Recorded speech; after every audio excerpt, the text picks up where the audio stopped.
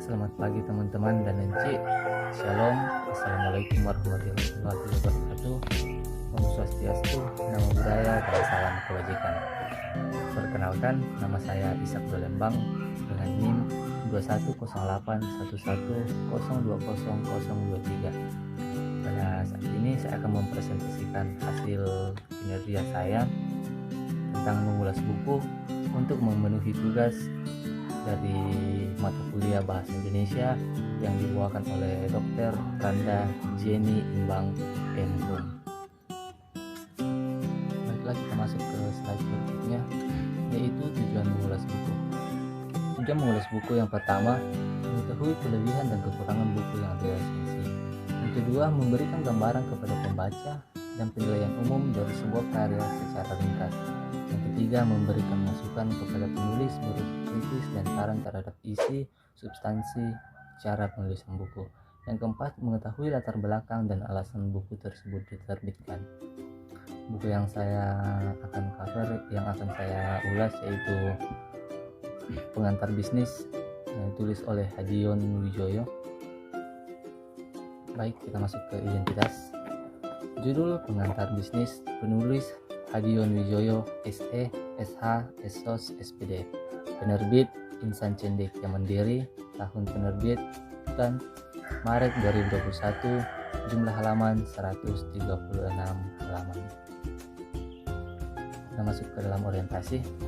Buku ini ditulis oleh Hadion Wijoyo, seorang dosen tetap di STMIK Dharmapala, Riau dengan jabatan fungsional lektor kepala.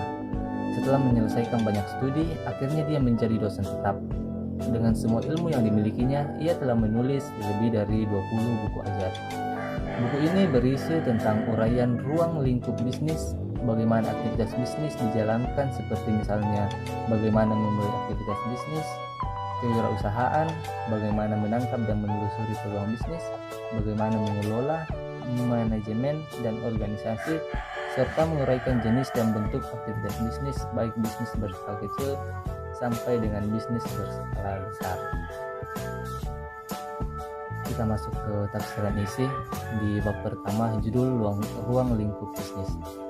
Pada bab ini, penulis mulai menjelaskan dasar dari bisnis, seperti pengertian bisnis, jenis bisnis, lingkungan bisnis, tujuan kebijakan bisnis, sistem perekonomian dan sistem pasar, kesempatan bisnis atau usaha, unsur penting bisnis, dan hakikat bisnis. Selain itu, pada akhir bab menjelaskan mengapa kita harus belajar bisnis dan memotivasi kita untuk segera merancang sebuah bisnis demi masa depan yang cerah. Pada bab kedua dengan judul Perusahaan dan Lingkup Perusahaan, pada bab ini penulis menjelaskan apa itu perusahaan dan lembaga sosial. Tempat kedudukan dan letak perusahaan sangat berpengaruh terhadap perkembangan sebuah perusahaan. Selain itu, hal yang harus diperhatikan ialah lembaga sosial tempat membangun perusahaan yang nantinya sangat berpengaruh terhadap kelangsungan perusahaan. Pada akhir bab, penulis menjelaskan metode pendekatan dalam melihat bisnis dan lingkungan yang dapat membantu kita dalam membuat sebuah bisnis jangka panjang. Pada bab ketiga, yaitu judul bentuk-bentuk badan usaha, pada bab ini penulis mulai menjelaskan bentuk-bentuk perusahaan secara detail, mulai dari perusahaan perseorangan, firma, perseroan terbatas atau PT, badan usaha milik negara atau BUMN, dan koperasi. Selain itu, penulis juga menjelaskan bentuk-bentuk lembaga keuangan, yaitu bank dan lembaga keuangan non-bank. Pada akhir bab, penulis menjelaskan lagi suatu metode rahasia dalam melakukan kerjasama yang baik antar perusahaan, penggabungan perusahaan, dan ekspansi perusahaan. Pada bab yang keempat dengan judul Kewirausahaan dan Perusahaan Kecil. Pada bab ini, penulis menjelaskan bagaimana cara menjadi seorang entrepreneur yang memiliki sikap seorang wirausaha yang baik. Selain itu, penulis mulai menjelaskan bagaimana kita mulai sebuah bisnis dengan membangun perusahaan kecil. Kita akan diajar dari awal sampai akhirnya kita benar-benar bisa memimpin sebuah perusahaan. Kita masuk pada bab kelima dengan judul Manajemen Organisasi. Pada bab ini, penulis menjelaskan apa itu manajemen, mulai dari pengertian dan peran manajemen, latar belakang dan sejarah manajemen, fungsi dan proses manajemen, manajemen keuangan, manajemen sumber daya manusia, dan manajemen perusahaan. Kemudian penulis menjelaskan secara detail apa itu organisasi, struktur dan bentuk-bentuk organisasi, dan prinsip organisasi. Pada akhir bab, penulis menjelaskan tips untuk mencapai keberhasilan berorganisasi dan meminimalisir kegagalannya. Pada bab ke-6 dengan judul budaya organisasi, berbicara tentang organisasi, suatu hal yang wajib dibahas adalah budaya organisasi. Budaya organisasi sendiri digunakan untuk menyelesaikan sebuah konflik dalam perusahaan, baik itu sifatnya internal maupun eksternal. Masuk pada bab ke-7 dengan judul ekonomi bisnis. Pada bab ini kita bisa mempelajari apa itu ekonomi bisnis, mulai dari pengertian sistem ekonomi secara perkembangan ekonomi, tahapan-tahapan pembangunan ekonomi, dan ekonomi perusahaan. Pada akhir bab, penulis menjelaskan peran bisnis dalam sebuah masyarakat di mana bisnis memiliki peran yang sangat besar dalam pembangunan. Kita masuk pada bab ke-8 dengan judul perilaku bisnis. Bukan hanya manusia, bisnis juga mempunyai sikap dan perilaku yang muncul akibat kebiasaan hidup masyarakat perusahaan itu sendiri. Dari perilaku yang muncul ini bisa menjadi peluang dan sekaligus tantangan bagi perusahaan.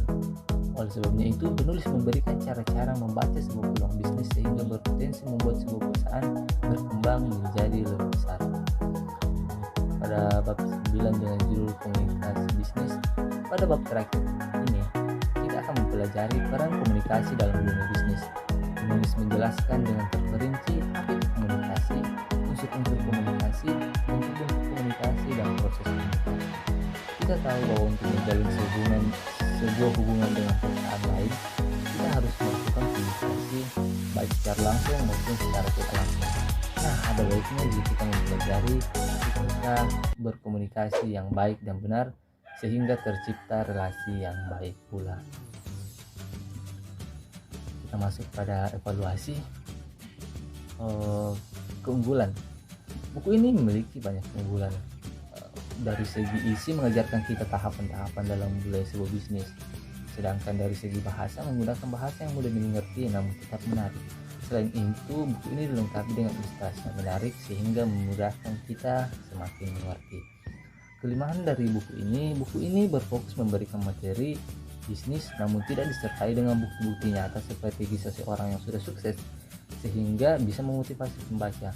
Selain itu, banyak kata-kata yang digunakan dalam dunia bisnis sehingga kita dituntut untuk pandai dalam berbahasa Inggris. Masuk pada rangkuman evaluasi. Buku pengantar bisnis sangat berguna khususnya untuk para pemula yang ingin terjun ke dunia bisnis. Memulai bisnis dari dasar sampai membangun sebuah perusahaan semuanya bisa dilakukan jika ada kemauan dari diri kita masing-masing. Dalam hal ini kita patut memberikan pujian kepada Hadion Wijoyo yang ingin berbagi ilmu untuk menciptakan masyarakat yang lebih produktif dengan memanfaatkan peluang bisnis yang ada. Demikianlah hasil presentasi saya. Jika ada kesalahan dalam kata-kata, mohon dimaafkan. Sekian dan terima kasih.